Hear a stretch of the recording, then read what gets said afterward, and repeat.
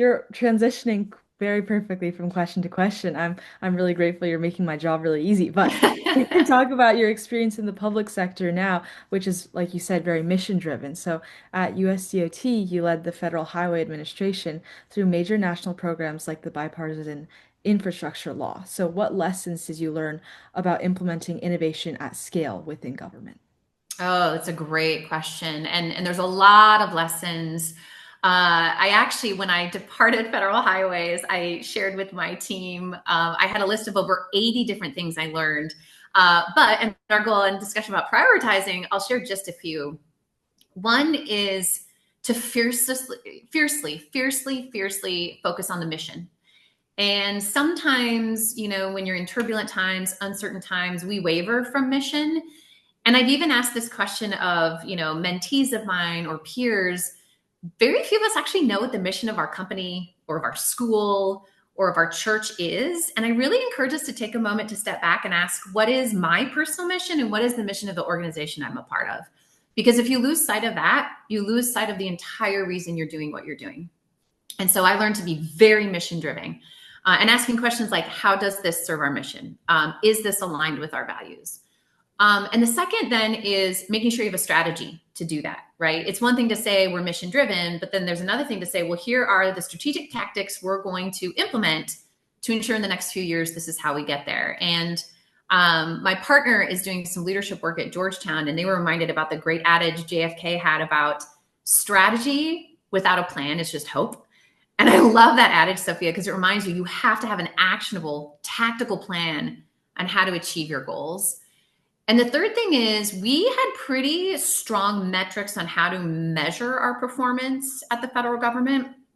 But one of the things I love to talk about is they weren't always performance or outcomes based.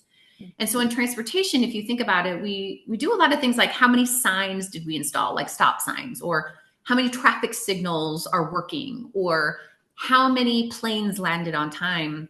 And those aren't outcomes-based measures, Sophia and listeners. Those are really just metrics. And I follow Mark Friedman, who wrote the book, Trying Hard is Not Good Enough, because he's trying to change the national narrative that every metric we had should be performance-based and asking, how does this serve anyone and how is anyone better off?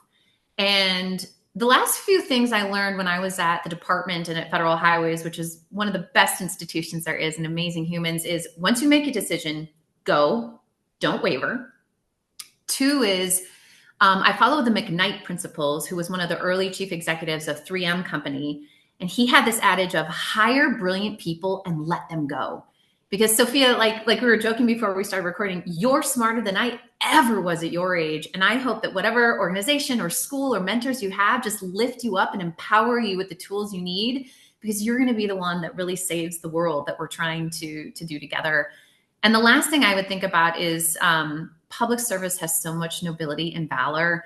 And I hope we don't lose that narrative, because our public servants dedicate so much of their lives and sometimes do, in fact, lose their lives trying to keep us safe. And I think we forget about that in some of the narratives that are happening nationally. But you've been such an incredible and strong advocate for equity and inclusion through initiatives like Mobility XX. So how can technology and policy work together to make transportation more inclusive?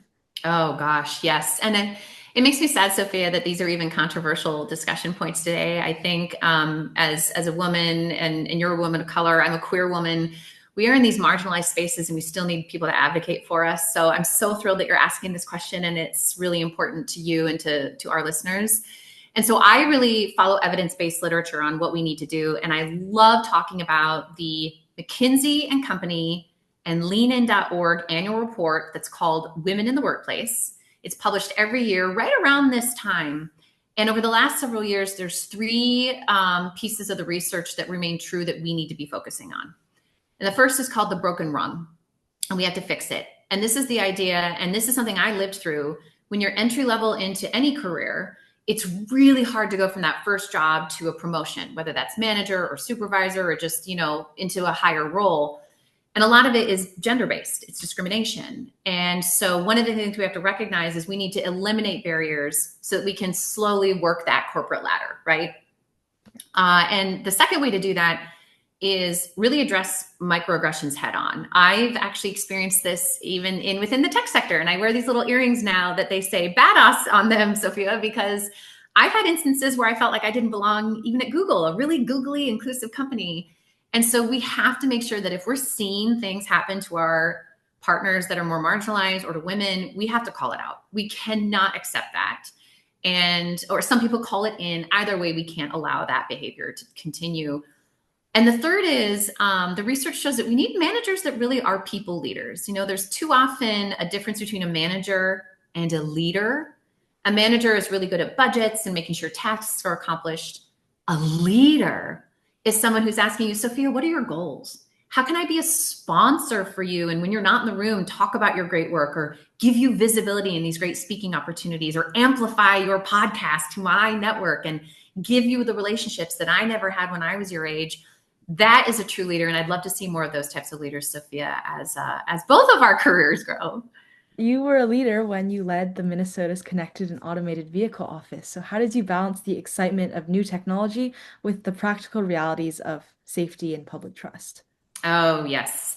Practical realities indeed, right? And just noting that, you know, no leader can be a leader without a great team, right? It's always a team effort. And one of the things we did as a team is focusing on a few key areas.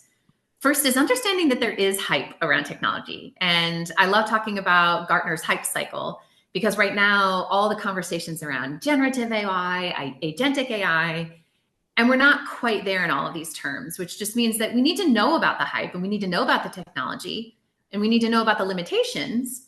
And then we need to come somewhere in between to say, okay, so there might not be perfect solutions, but that shouldn't mean we shouldn't try them. And it's really important to lean into new technology and learn it. And so that's what we did, right? We would test and try and pilot all kinds of new technologies, but it all centered around this core statement of the why. What is the problem we're trying to solve? Because too often in the technology sector, we have a problem that's called product market fit, where we build a widget or a product and doesn't quite meet a market need or a real solution. So we try and kind of fit it in like a square peg in a round hole into a problem statement when really what we should be using is human-centered design and asking first and foremost, what is the problem we're trying to solve? And then in Minnesota, one of the key parts of human-centered design in our process was then engaging community members, engaging all stakeholders who may or may not be impacted and asking them, how does this meet your needs? How doesn't it?